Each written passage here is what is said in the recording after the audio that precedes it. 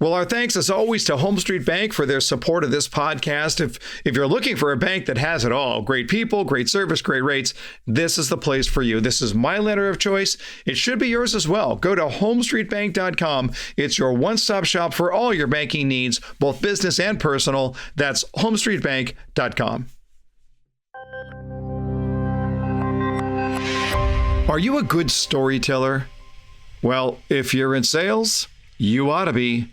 Let's talk about that today on The Buyer's Mind.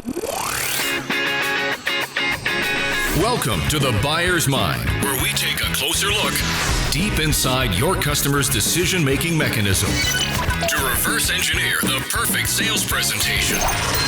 Now, please welcome your host, Jeff Shore. Well, welcome everyone once again to The Buyer's Mind. Jeff Shore here, your host, as we dive in and figure out how do our customers think and how do they make decisions. And if we can figure that out, we can reverse engineer our own sales presentation to make it easy for the customers to do what they want to do anyway. Joined as always by our show producer, Paul Murphy. Murph, what do you think? Are you a storyteller? I'm a visual storyteller. I'm not necessarily good. If you just said, hey, tell me a story, I don't know if I could come up with one off the top of my head. That's an interesting take, though. We are probably all storytellers in some way, shape, or form, but it may not always be consistent. But when I look at salespeople really do have to be good storytellers, and I'll tell you why. I want to do a reset on the power of emotion in the purchase process. Now, Murph, this is something that we talk about all the time, and if you recall, not that long ago, we had Martin Lindstrom on the show, the Swedish researcher here, talking about. Do you remember that episode where we were talking about the power of emotion in the purchase process? I do remember that. It was. If people haven't listened to it, I encourage them to go back and listen to it. It was a great podcast. Yeah, really, really powerful. That was a really, really smart dude. And the idea here, the concept here is that we've all sort of sensed that we make our decisions out of the emotion and supported by the logic. But Martin Lindstrom figured this out by studying people using functional MRI. He literally wired their brain to see which part of the brain was firing while they were making purchase decisions. And his research says it's about 85%. So here's what happens. And this is probably easiest if you're listening right now to put yourself in a position where you're at your favorite store shopping for your favorite product. Okay. So you're shopping for whatever, shoes, golf clubs, a purse, a jacket. It could be anything at all, cameras. I don't know what it is, but you're shopping for something that really supports your interest. So for me, I'm at a hockey store. Okay, where are you, Murph, by the way? What store are you at right now? Well, I was just at the Duluth Trading Company looking at some pants. There you go. All right. So we're at our favorite store, and we see something that we love. And I mean love. And this happened to me last week. I was at a hockey store, and they showed me this Bauer Supreme stick, and I felt it in my hands, and I flexed it a little bit and pushed a puck around and looked at the colors. And what happens here? We fall in love with that. We have that emotional experience, and our gut makes that call. Our emotion makes that call. Our gut makes that call. Now, the gut doesn't even have a language, right? There's no language of the way the gut works. But if it had a language, the language we use here on The Buyer's Mind is that gut says, want. Right? I just wanted that hockey stick. So what happens now? The gut makes the call, want. And then it sends a message up to the brain. It says, hey, brain, little help here. Right? I got this hockey stick. I really want it. So the gut makes the call. The brain answers, and the brain answers by telling a story, all right? So that story there is going to come along to be able to validate and justify and even rationalize whatever the gut wants it to believe. So I'm sitting there saying, I'm feeling the stick and I'm pushing the puck around. I'm like, I'm going to be a far better hockey player if I'm using this particular hockey stick. So that's the story that I'm telling myself. If you've seen me play, you're probably like, Jeff, you need more than a new hockey stick to improve your game. Doesn't matter. The gut makes the call. The brain tells a story. Now, that story can be either invented to support the gut, or it can be adopted. And that's what great salespeople do. They tell adoptable stories. Sometimes those stories come from their own experience in helping other people. Sometimes they come from the lives of their other customers. But that's what great salespeople do. They tell stories. And in telling those stories, they help the customer to understand what their future is going to look like. So I remember years ago, I got invited to this fundraising party deal in Hollywood. It was at the Hard Rock Cafe in Hollywood, and it was kind of a big deal. And the problem is, what do you wear to the Hard Rock Cafe for a fundraising event? I didn't know what to wear. And it seems to me like it's the hippest place on the planet, but it's been a long time since anybody accused me of being hip. So I went to my local mall, went to Nordstrom, not necessarily the hippest place on the planet, but I found somebody who looked like they could help. And he helped me put together this really, really cool ensemble, right? These nice slacks and a black turtleneck and a sport coat. And he says, great, now let's talk about the shoes. And he finds these really cool shoes. I just loved the shoes. The problem is the shoes were way more expensive than any shoes I had ever purchased. It's not like I didn't have the money, but the shoes were outside of my shoe price paradigm. So I said to the salesperson, man, I love the shoes, I really do. But man, that's a lot of money. I don't know if I can stomach that much money. And he asked me the question, he said, just let me ask you this. How do you feel about going to this party in the shoes you're wearing right now? And I have to tell you, my eyes went straight down to a pair of shoes that would not possibly complement this outfit that we had just picked out. And he said, okay, now, next question. How will you feel when you walk through the door wearing these shoes? And what was he doing right there? He was asking me to step into my own future. He was asking me to wear the shoes at the party and ask the question, how will you feel?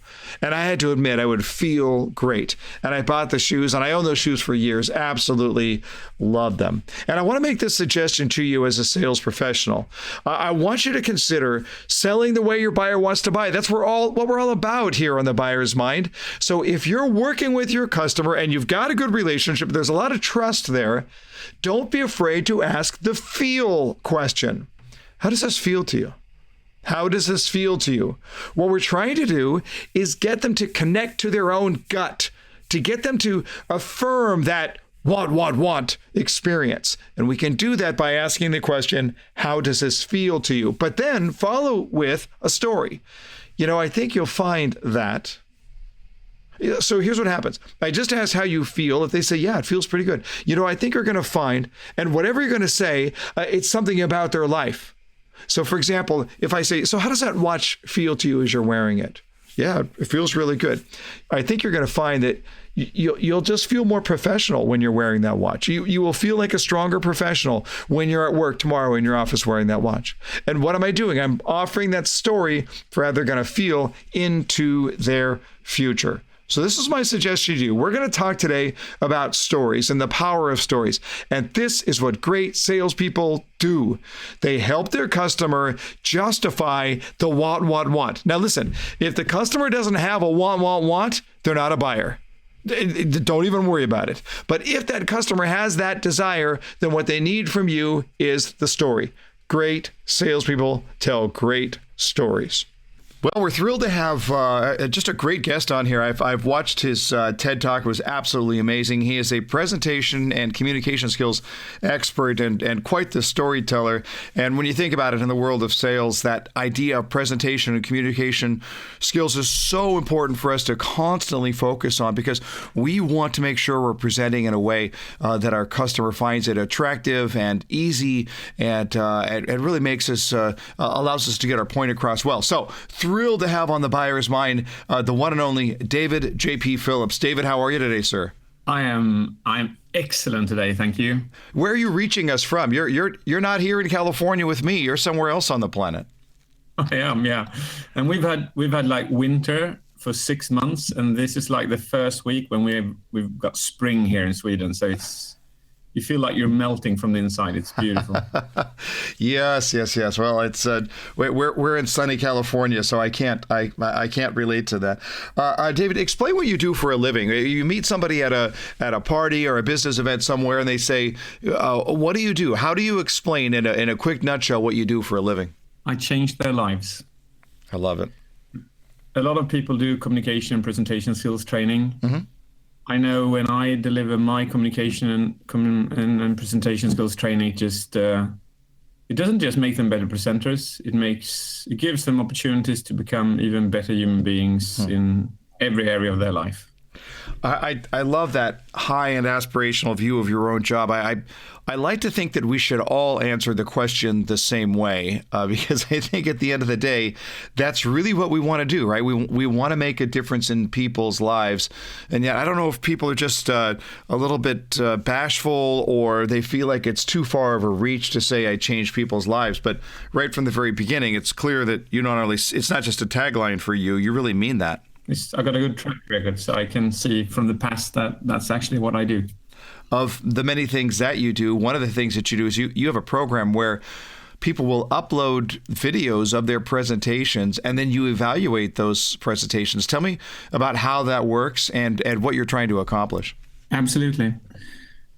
I've been doing this for 10 years, and in the beginning when I was coaching people, I found it hard to systematically make people grow as presenters and communicators. So I started looking at the small details.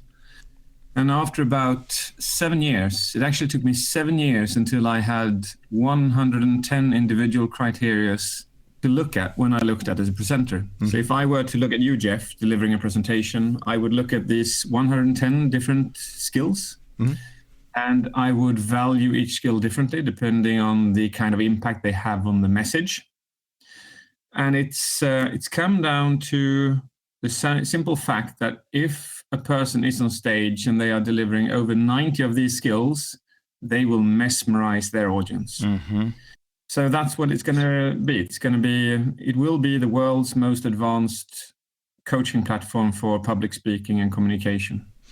You are a storyteller. You teach storytelling. What is it about storytelling in a presentation? Whether it's a platform presentation, a keynote speech, a sales presentation, whatever it is, what is it about storytelling that makes that such an effective medium to get your point across and to make it memorable and impactful? Well, as you can see in my TEDx talk, mm-hmm. I experiment with emotions. So more or less I ask the audience if it's okay for me to increase their oxytocin levels, and then I tell them a story, and it happens. Mm-hmm. And it's simply so powerful that there is no other tool that can do the same. And that seminar is just a short minute delivery. If I do this, I can do this for 2 hours, and I can experiment, and I can control people's emotions through storytelling like no other tool not known to mankind. It might be artificial ways you can do it, but not in communication tools. Mm-hmm. Sure. Yeah. You go through this. You talk about the different types of really the chemical reactions in the brain that we're seeing these hormones kick in. So let's start with the good hormones, if you will. You specifically address 3 of those. So talk to us what they are and what they do. Okay, so the ones I addressed in the seminar was dopamine, mm-hmm. and that is absolutely crucial for any person to remain focused. So if you look at an audience, every single time that they lose attention, every single time they look at their mobile phones, or they talk to each other, or they start drawing something, they start thinking about something else, you are to blame as a presenter, because you simply didn't inject enough dopamine into their veins to maintain their focus. Mm-hmm. So my definition of an amazing presenter is that the best presenter in the room is also the greatest drug dealer in the room. Mm-hmm. Because if he or she fails to deliver those drugs, and in this case dopamine, their focus will go somewhere else. Mm-hmm. So dopamine is all about focus. Okay. And well, it's got other benefits as well, but that is the major benefit when it comes to sales. Okay, so the second one is oxytocin, mm-hmm. and it is my favorite hormone. I like to I like to have as high levels of oxytocins as possible in every day of my life because it makes me human. We get oxytocin every time we feel empathy for anything, whether it be an object or it's a person. So in a story, you as the story deliverer, you can pick a story where they can feel empathy for the character. And the more empathy they feel for the character, the more oxytocin is built up into their systems. It can make you do things that you never thought that you would do. So for instance, there's a TV series called Breaking Bad. There's one called Dexter. Some of you listeners might have seen one or both of them or something similar. The story writer of those TV series, they make you feel empathy for the bad guy. So you're on the other side watching this TV series, rooting for a person who is dealing drugs to youths and kids, the most dangerous and killing drug of all, which is meth. But you have millions of people all around the world, beautiful brains, beautiful people. They're watching this and they're rooting for the bad guy based on one thing and one thing only, and that is the story writers made you feel empathy, i.e. oxytocin for the bad guy. Interesting. The power of oxytocin is just mind-blowing. So we have dopamine, we have oxytocin. What's the third? Okay, and the third one is endorphins. Endorphins is something that is released when we run, when we exercise. It's a painkiller. It's a natural painkiller. We're not as critical to things when we have endorphins in our bloodstream.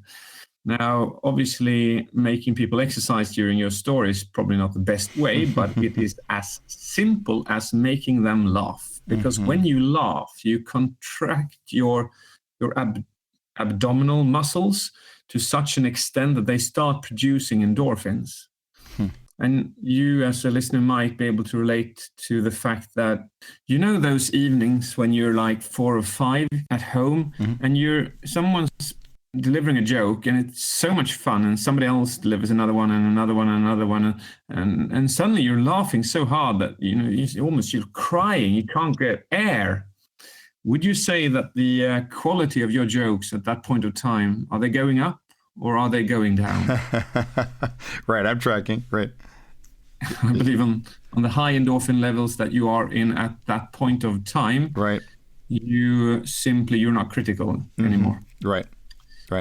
If you don't mind, Jeff, I'd just like to throw one fourth hormone in because it's very important when it comes to sales. And that is testosterone. And testosterone has an impact on us, which makes us more risk-taking, more daring. So obviously that is interesting to create in a person that we're trying to sell to. But, well, when should we create it? If we create it in the beginning, we get a person who's really cocky and we don't want that. We probably prefer that person to be more risk-taking at the end of our conversation when we actually move them to where we want them to be. So the other 3 hormones are good to produce during your story, but testosterone is great to produce at the end of the story. So how do we do that?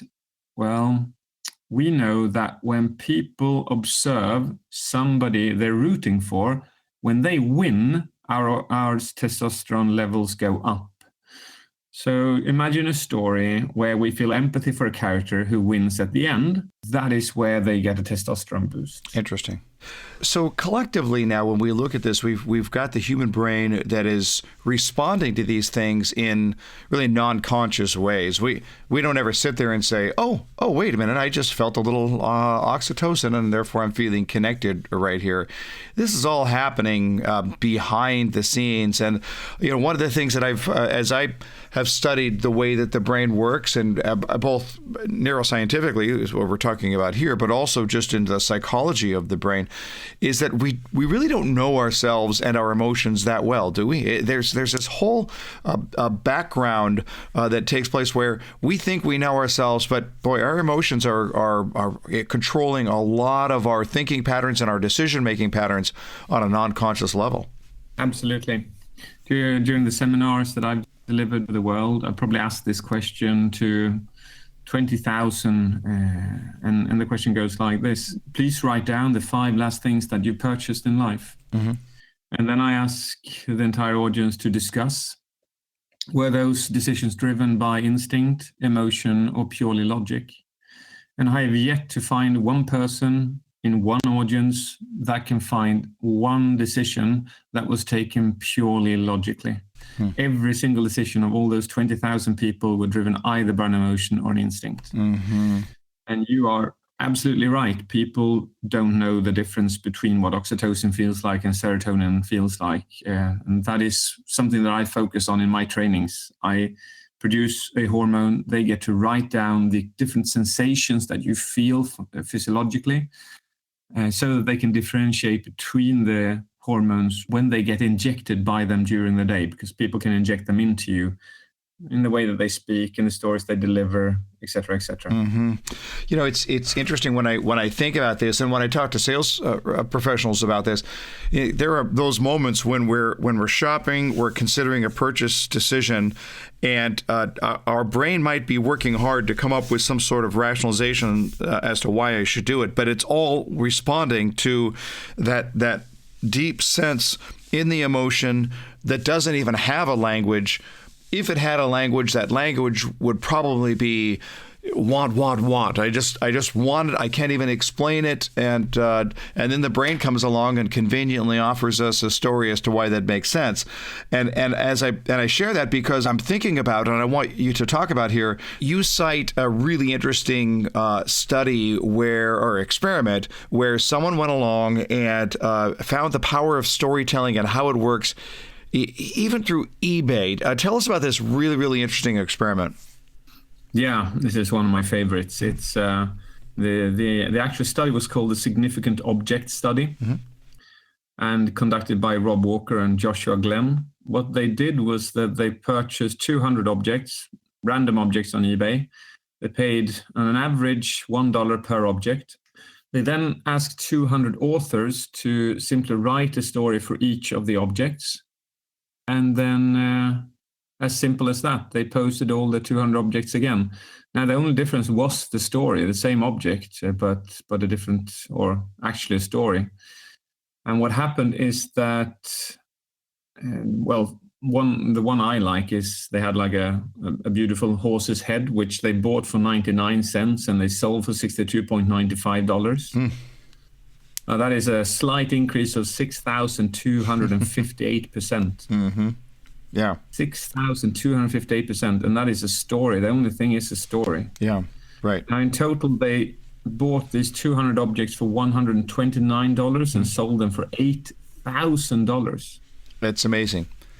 And it's just that those we gravitate towards those stories because those stories give us some anchor of meaning and connection. In fact, let me just tell you a quick story here of something that I find really interesting. And as I tell you the story, what I'm going to ask you to do, David, is tell me what's been triggered in my brain, right? We talked about dopamine, oxytocin, endorphins, testosterone. What got triggered in my brain? So the story here is that a client of mine bought me something. It's a sock of the month club from a website called John's Crazy Socks. And so every month I get in the mail a packet. And I know it's what it is exactly because it's in sort of a red foil. Nothing else that I get in the mail looks like this. It's a red foil. And there's a pair of crazy socks, which I did not select. They're selected for me. There's a handwritten note and a little package of Skittles. Now, little candy Skittles. So when you go on johnscrazysocks.com, what you find is the story of John's Crazy Socks. And what's interesting is that here's this kid. He's got Down syndromes, and so he's very focused on what he's focused on, but he's mentally challenged and with Down syndromes, but he loves crazy socks. And his father said, you know what? Let's turn this into a business, and we'll do a subscription basis for socks, and every month people will get their red foil, they'll get their socks, they'll get their Skittles, and then John has written a little handwritten note that says, "Hope you like your socks, John." And every time when I go to the mailbox and I get this red foil, I'm like, here it is. This is great. What's happening in my brain, David, when we look at that particular situation and the story behind it? The actual act of giving you this subscription gives you high levels of serotonin. But that is just the act of actually giving the subscription. The actual story of this site is this boy with Down syndrome. What we feel is empathy. So oxytocin is increased, i.e. our generosity for him is increased. And the entire story that you're telling us, we want to know how it ends. So that creates dopamine. So in this case, the story you told me increased my serotonin levels, oxytocin levels, and dopamine levels. Love it. I love it. If you would have told me that it was an amazing success in the US, this boy was able to do this, do that, contribute to this, contribute to that, etc., etc., it would also have increased my testosterone levels at the end. And if I had found some way to really make you laugh in the story, we would have had we would have had the whole thing here. We would have had a little endorphin rush going as well. That's great. So Murph, boy, that was really interesting. That eBay example, buy a bunch of items for $1 each, add a story, and sell them for thousands and thousands of dollars. That's pretty incredible. That's ridiculous, isn't it? I mean, you think, okay, I just bought these items for $1 a piece or whatever it was, and sold them for thousands of dollars just because you attached a story to it. That's just incredible. It really is. And, I think that logically we sit and we go, well, I would never do that, right? In our logic mind, we say, you would never get me to do that just based on a story. But you and I are human beings like everyone else. I wonder if we're more susceptible to stories than we think we are. Well, you tell a good yarn, and that's what con artists do, right? They weave you into their web by telling you a good yarn, and that's what it comes down to, is a good story. Yeah, right. The difference between a professional salesperson and a con artist really only comes down to motive. Whose interest are you trying to serve here? But I think this is what great salespeople do. They help people do what they want to do anyway. Now, look, if I see something and I have that want experience, I can come up with my own story. But if I'm having a hard time coming up with my own story, that's when I need a salesperson. So that salesperson comes along and says, yeah, let me bring you into your emotion with that story. Now, look, we're not trying to be manipulative. If the want isn't here, none of this matters. We have a non-buyer on our hands. But when we're telling good stories, what happens? We get all of those good hormones going. We release the dopamine. We get a jolt of oxytocin. Those endorphins get unleashed, and we feel so much happier. And that's when people want to buy. So I want to encourage you here to ask yourself the question, what are the stories that you can tell that will help your customer to make that decision? If we think it from that perspective, they want to buy anyway. They just want your help. Well, there you go. Another episode of The Buyer's Mind. If you're enjoying the podcast, make sure you subscribe to that. I would really appreciate that. Leave a review if you wouldn't mind too. But that's another wrap on our podcast. I hope you enjoyed it. You can find everything you need at jeffshore.com. But until next time, my friends, go out there and change someone's world.